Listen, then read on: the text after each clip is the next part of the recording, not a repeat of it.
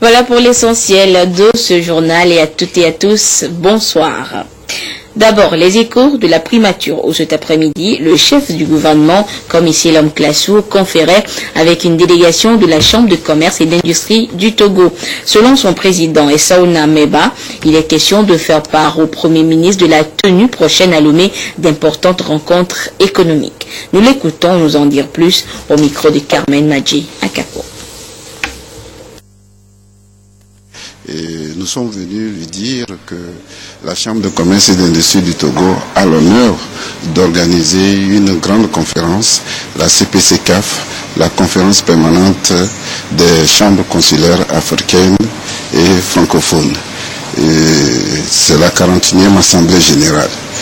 À cet effet, le Togo aura l'opportunité d'avoir la présidence de cette conférence et beaucoup d'opportunités vont jaillir. En marge de cela, il y a la foire régionale de l'UOMOA qui aura lieu ensemble avec la foire internationale de Lomé. Donc autant d'opportunités pour que les opérateurs économiques togolais puissent se faire valoir et tisser des relations d'affaires. Parce qu'il y aura une pléthore d'hommes d'affaires étrangers, 129 délégations, 29 pays, et tout cela va permettre un brassage sur le plan international.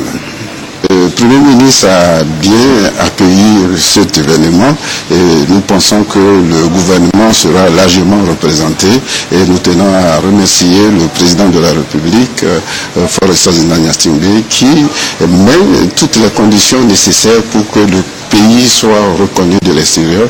Aujourd'hui, partout quand on bouge, on sent que le Togo est en train d'aller de l'avant, ce qui permet à nos affaires de prospérer. Et parlons justement de ces importantes rencontres économiques. Sachez que dans quelques jours s'ouvre à Lomé la 41e Assemblée générale de la conférence permanente des chambres consulaires africaines et francophones. Et le président de la Chambre de commerce et d'industrie que nous venons de voir fait le point. Et ce sera juste après ce journal.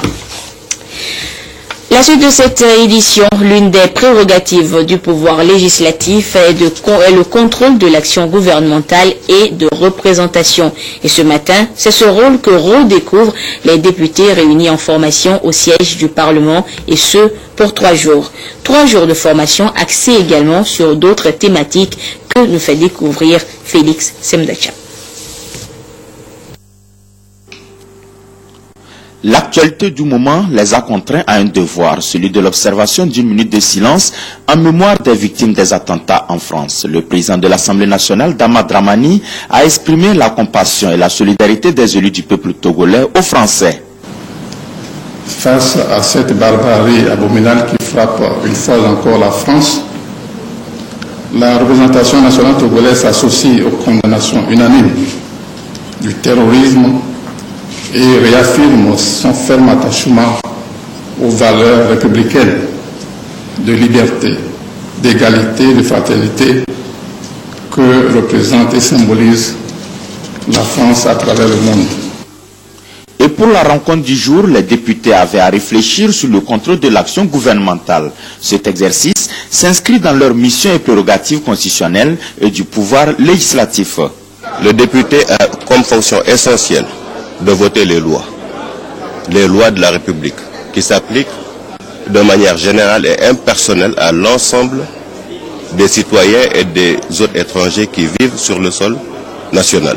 Le député a également d'autres fonctions, parce que c'est le député qui dote l'État des ressources financières qui lui permettent de mettre en œuvre les politiques publiques.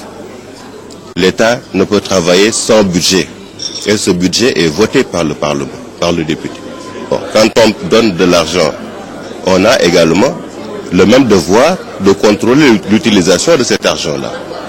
Au nom des mêmes populations qui ont mandaté le député, il a l'obligation de contrôler, de veiller à la bonne utilisation de ces ressources publiques. Rencontre importante donc pour se former, mais aussi partager les expériences d'autres pays. Et pour ce faire, le programme des Nations Unies pour le développement PNUD apporte son appui à cette session. Nous sommes ce matin au cœur de ce qui est l'action au jour le jour des députés.